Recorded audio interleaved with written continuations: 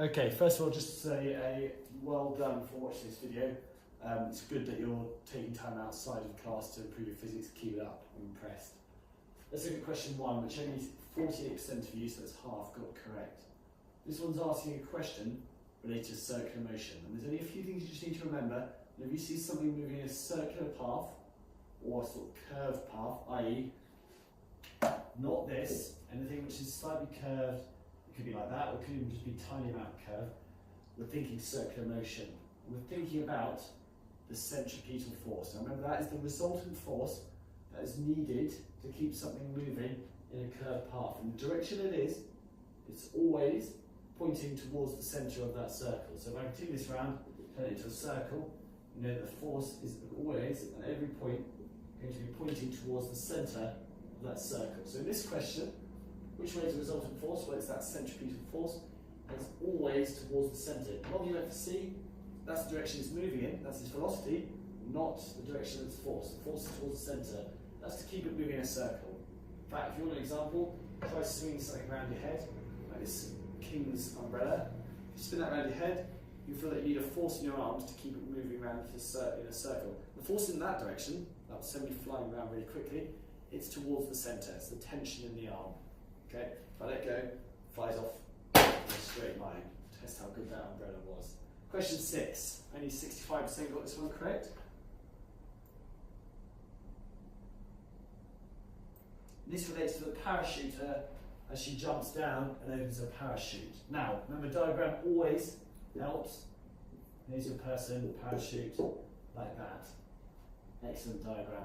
Now, parachute opens. Remember, her weight stays the same. There's suddenly a huge upwards air resistance or drag force acting on her.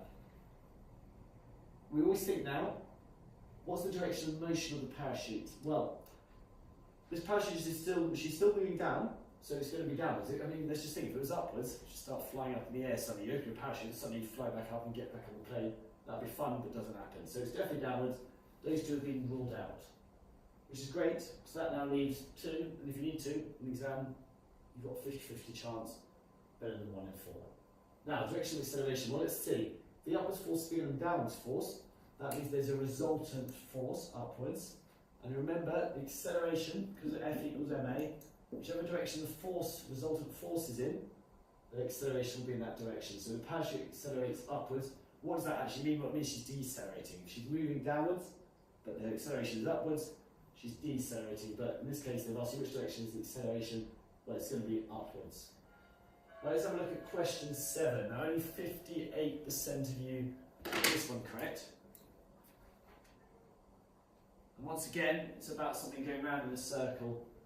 Now, as we just mentioned earlier, there's a resultant force. We said it's always towards the centre. So in the case of this satellite, there'll be a force towards the centre of the Earth.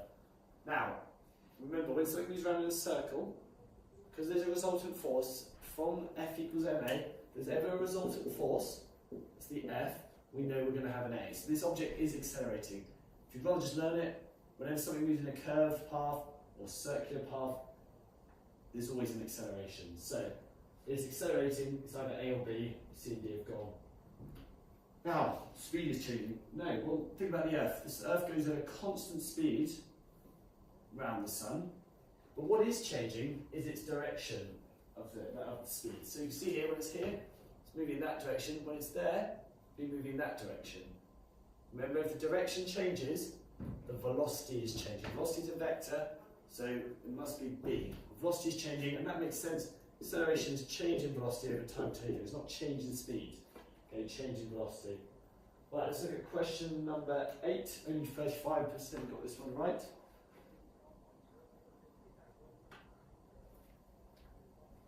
Okay, which statement about an object moving in a straight line through air is correct? Remember, everything they say is important. So if that says air, probably means that's going to come into play.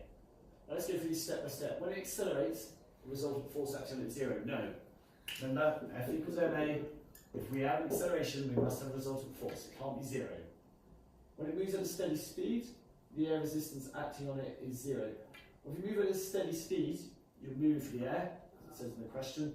You're climbing air because there's got to be some air resistance, so there can't be 0 air resistance if you're moving in air. That's gone. When it moves at a steady speed, the resultant forces acting on it is zero. Remember Newton's first law? That one is correct. If you move at a steady speed, the forces are balanced. If you're stationary, the forces are also balanced. When it moves, there is a resultant force acting on it. Well, not necessarily. Okay, if I move at a constant speed like this, there is no resultant force. There are forces, but there's no resultant force acting on me. Remember, that's Newton's first law. If you move at a steady speed, the resultant force is zero, i.e. the forces are balanced. Let's look at question 11. 16% got this one right, so this was the killer question. Right, let's have a look at this one. Okay, I know exactly what you've all done here. You've all thought this was asking for a resultant force, because actually most of you got the answer as B. It's not. What you would have done to get the answer B, you would have subtracted that from that and said, well, there's a resultant force forward. But that's not what the question's asking. If you read up here, it says constant speed. Remember, as soon as you see constant speed, you're thinking constant speed. This is the thought process. It's Newton's first law. And that tells me the forces are balanced. There is no resultant force, i.e. no resultant force. Okay? So, if there's no resultant force, that means this 1,500 newtons forward must be balanced backwards. So there must be another force acting backwards, and it must be of a size of 1,200 newtons. Why? Well, that plus that is got to equal that to balance it out, to make sure that the forces are balanced so that it goes at a constant speed. So our answer is A. Okay, so I don't want you to make that mistake again.